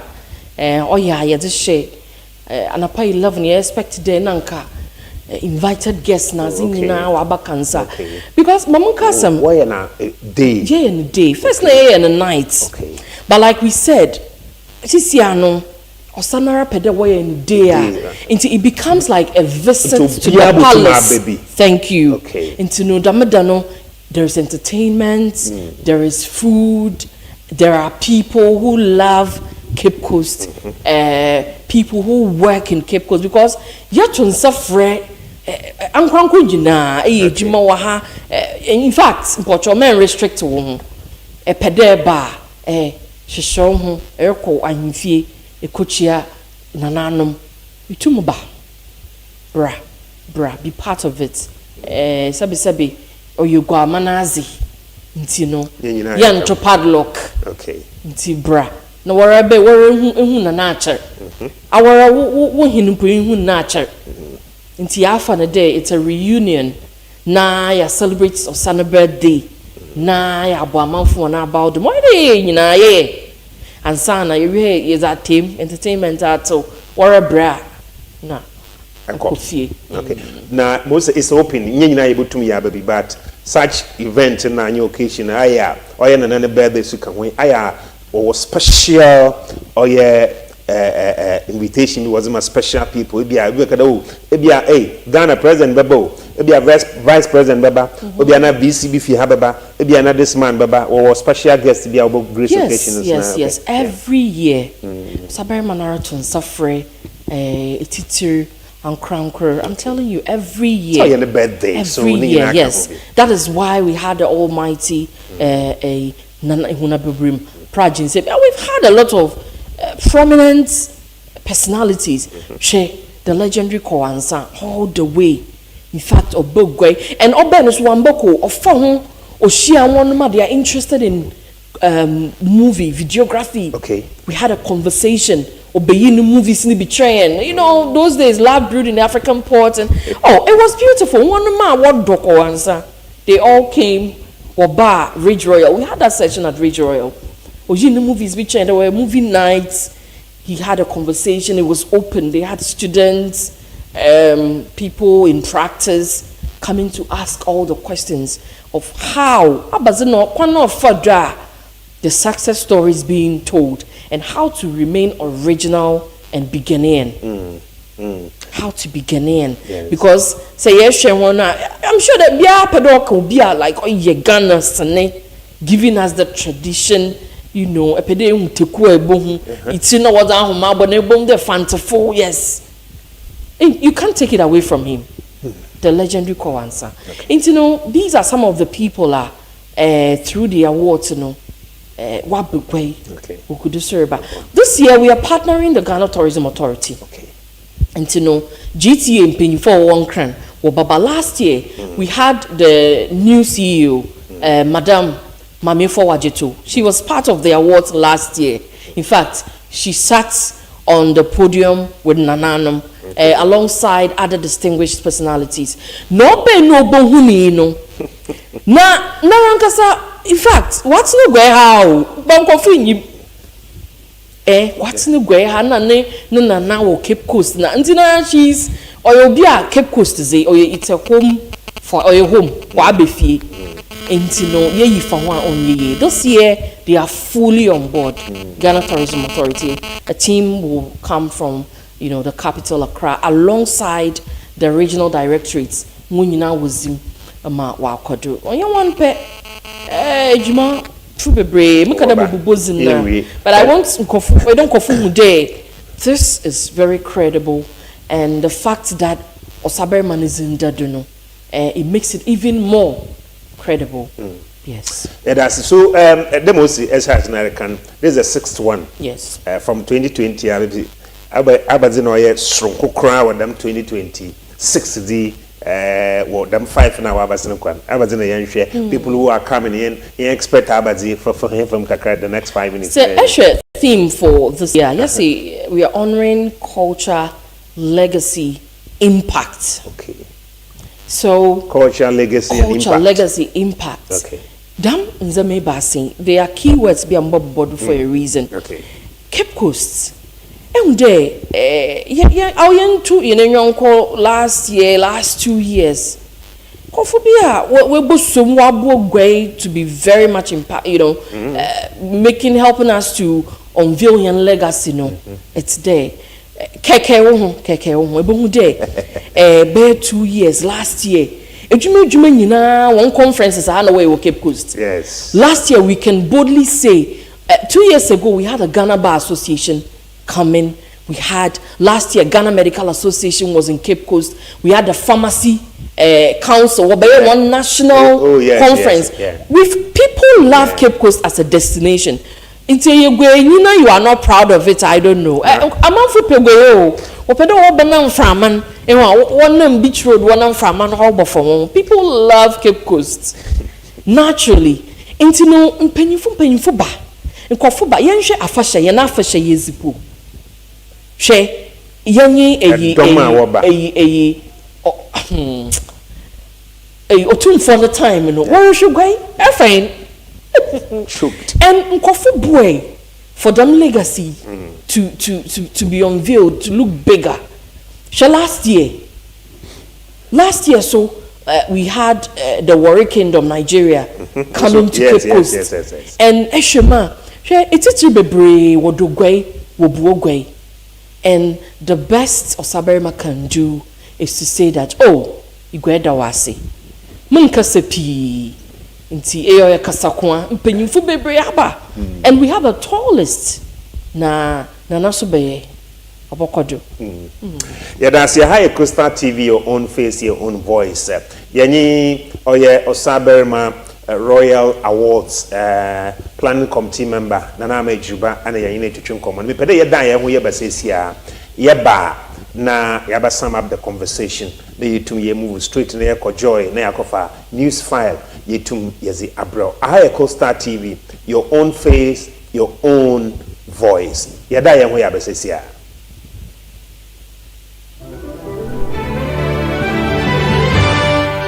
Coast, the cradle of culture, history, and excellence. And now, the Osaberma Royal Awards returns bigger, bolder, and brighter. It's the 6th edition of the prestigious Osaberma Royal Awards, an honor bestowed by the Paramount Chief of Ogwa, Osaberma Dr. Kwesiata II, to celebrate individuals, institutions, and businesses who have truly made Cape Coast proud. This year, under the theme Cape Coast Celebrating Cultural Impact, we honor those whose contributions have placed our city on the global stage. Join the celebration of heritage, excellence, and impact. Osaberma Awards 6th edition, where legacy meets recognition. Brought to you by the Ogwa Traditional Council, powered by Ridge Royal Hotel Cape Coast, and partnered by the Ghana Tourism Authority. Happening Saturday, 24th January 2026, 11 a.m. prompt at the Ogwa Emintimazi Palace. For sponsorship and details, call 059 60 50 600 or 050 1672 908 for more. Osaberma Royal Awards, our people, our resources, our business. Think Ogwa.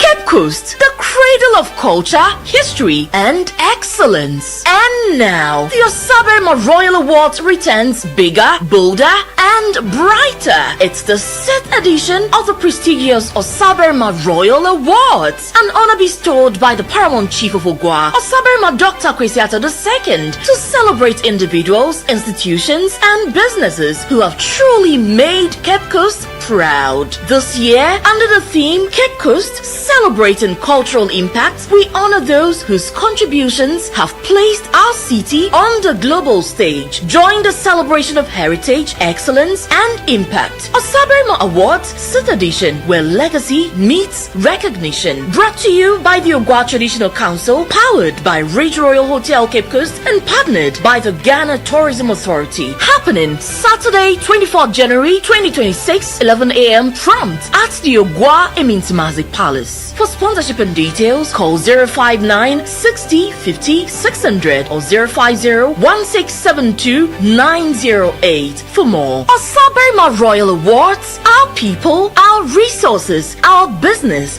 Think Ogwa.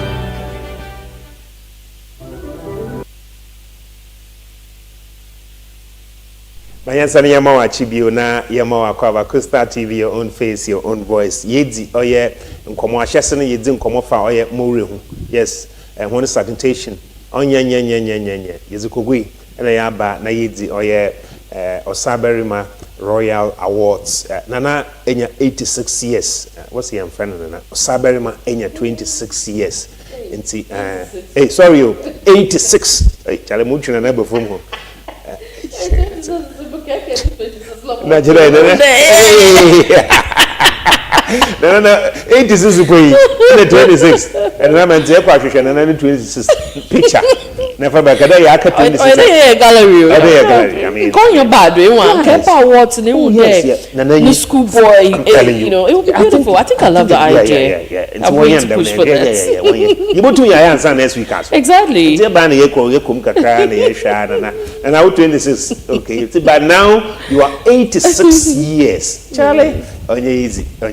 Ebada Nancy na bibianso akoye na ozama hem. Na ya dasi papa. Na mato kakra yezibewe quickly if you summarize everything now if there's anything about catching here na show down up here concerning the awards. Yes. Great. Intino I mean mother Coastal TV I say watch her day you gwe na say you gwe na say show Coastal TV na gwe man hin na awards mbiraso oide wo makwan na ye baka ho asem nti say you gwe nyi na edogwe igwe da wakoma ho a pocho yenzinyi ye shase in fact oya meka da ye shase kakraba po because ye shase no na COVID-19 no sure but I tell you first one was mega and moving on so it hasn't been disappointing. It's always a beautiful moment.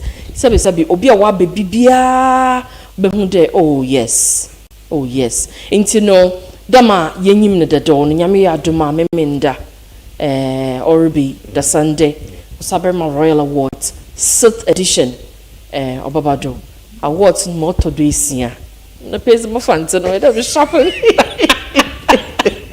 awards moto do isia Obabado yes and dem wonyim ne dadaw no ye nyina ye nyim ne dadaw no ye basane abo mpanyimfo na titiri sabi adwumayefo one wo to kwana achar na zinya Obabo won about the biom enti no brana baka ho no nkodo na mo na so du embirda ma na yersre adwumayefo ankrankr de won boboa no ya homka enso ma onyeyi Ridge Royal Hotel has been the biggest sponsor of Osaberema Royal Awards. Oidamazi one Bobama one. Yes, I tell you, they have been the biggest sponsor of Ridge Royal of Osaberema Royal Awards. Yehun shen daman sikamkotin. A lot goes into it from planning to executing. It is not easy.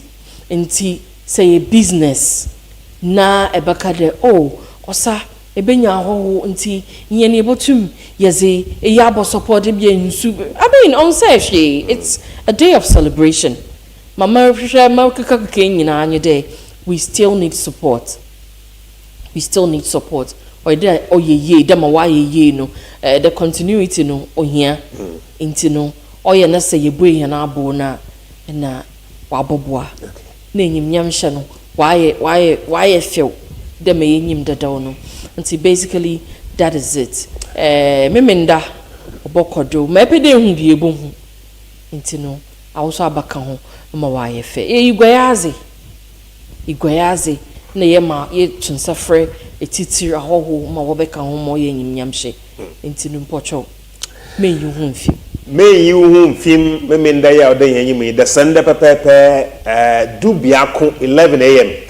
and a Jumezina Shansi ewo emintimazi ahimfie emintimazi palace eho and a Osaberema Royal Awards Obado. Oh yeah, you was sembe yeka. Wakada. Yeka Osaberema Royal Awards. Yes, our people, our resources, our business. Okay. Think Ogwa. Our people, our resources, our business. Think Ogwa Osaberema Royal Awards. Our people, our resources, our business. Think Ogwa. The master me. Oh, you do papa.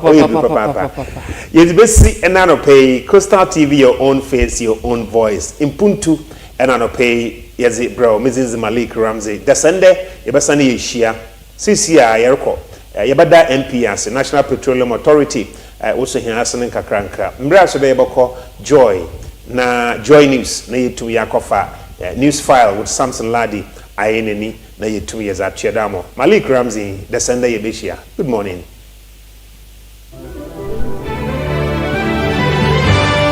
Cape Coast, the cradle of culture, history, and excellence. And now, the Osaberema Royal Awards returns bigger, bolder, and brighter. It's the 6th edition of the prestigious Osaberema Royal Awards, an honor bestowed by the Paramount Chief of Ogwa, Osaberema Dr. Kwesiata II, to celebrate individuals, institutions, and businesses who have truly made Cape Coast proud. This year, under the theme Cape Coast Celebrating Cultural Impacts, we honor those whose contributions have placed our city on the global stage. Join the celebration of heritage, excellence, and impact. Osaberema Awards 6th edition, where legacy meets recognition. Brought to you by the Ogwa Traditional Council, powered by Ridge Royal Hotel Cape Coast, and partnered by the Ghana Tourism Authority.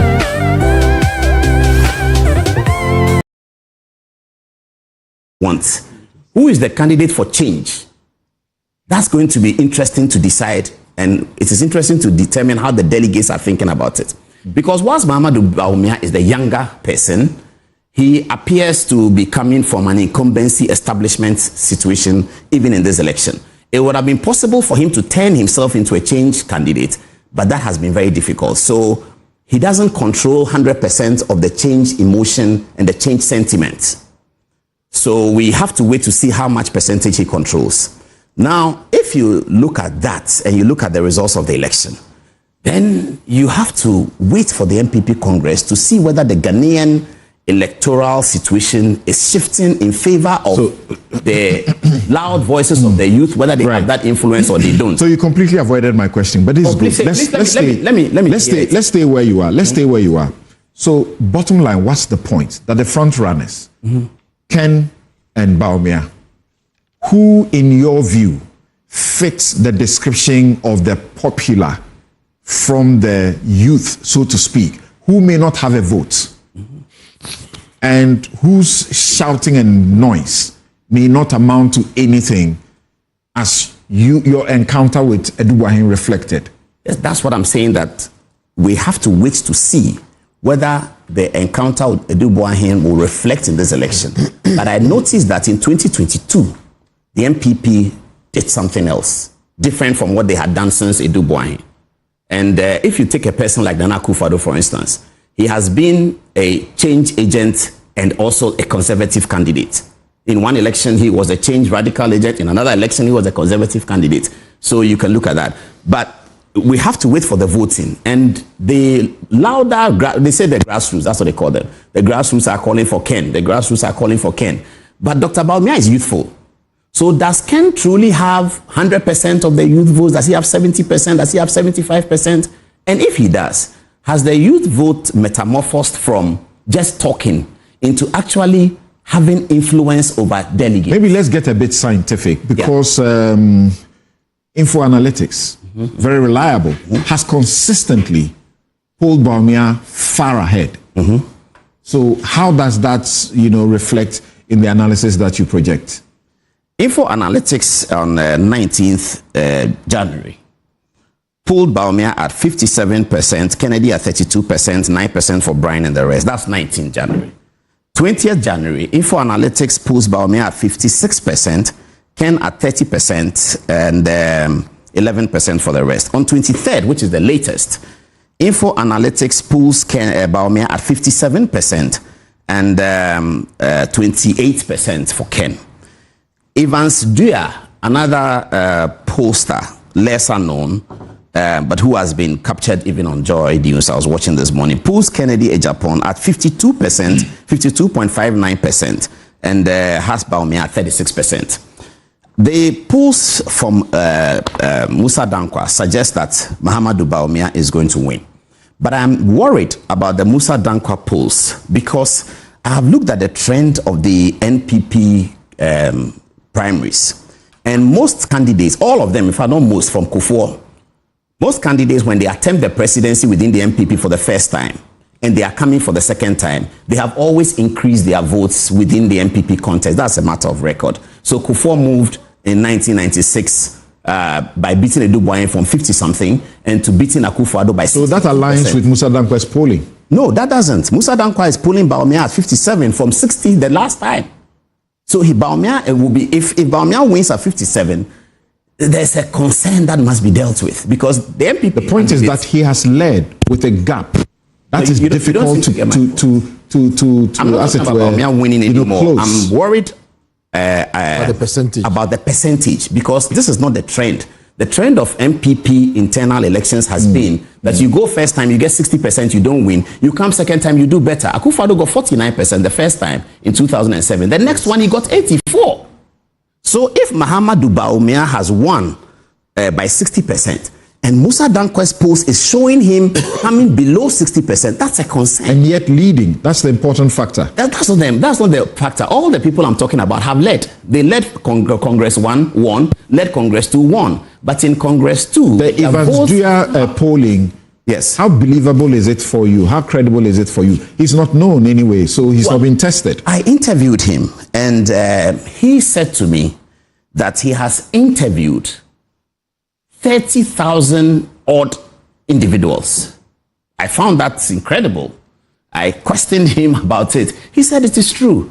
When he held his press conference at the British Council, he told the media that he had also recorded most of these interviews and invited them to have a look at it. So I don't know. Musa Dankwa has been successful with 2024's election, so you can't write him off. But all I'm saying is that if Musa Dankwa's polling are what it is. For me, it's not just about Bawumia winning. It's about a deeper crunching of the data to determine where really the MPP is. All right. That's so you have done 10 minutes of your substantive point rendition. Yes. So you hold on there. You hold on there. We come. But what do you want to say? Do I get a sense that from where you sit, Ken will take it? Do I get a sense that that's what you're communicating right now? What I'm saying is that I don't know who will take it, but I'm waiting to see how it turns out to fit it into the analysis of the data that I'm doing. If it goes Ken's way, it will mean that the voices outside the delegates have now begun to influence. From what you know and what you have known about the MPP politics particularly, because you're deep within there and you have your ears on the ground with the people who matter in the NPP. Yes. Is it going to be a difficult election for Bawumia? Well, from what we had been gathering from delegates, yesterday I spoke to people in my constituency in Ejuso, and Bawumia had done 66% in Ashanti in the last time. They don't think he may get 66%. Kennedy Japan has held Central Region and Volta Region. Now, even for my friends who are Bawumia people, like Hassan Tampuli and all those my good friends in Bawumia, and I love them, they even think that Ken still has Greater Accra and Volta. That's a concern. Bawumia will need to pick up Ashanti heavy and pick up Eastern as well. So it is looking like if Bawumia wins, and he may win, he's not going to achieve the 60% that he got the last time. Okay. For me, that's very, very important. All right, thank you. So, yes, Hassan, we'll go across the table this same way. Yeah. Thank you. Very interesting perspectives coming through. But I think I need to speak to some of the issues that my big brother Mbe Inusa raised about the monies that are being spent. The last NDC presidential primaries, President Mahama gave each delegate 40 Ghana cedis, and it's on record. Every delegate, and there were about 300,000 or so, or not. I'm sure they probably are even more. 40 cedis, 40 Ghana cedis each. That was chicken change compared to at the time. What was given by Dr. MPP candidates. spent 200 cedis.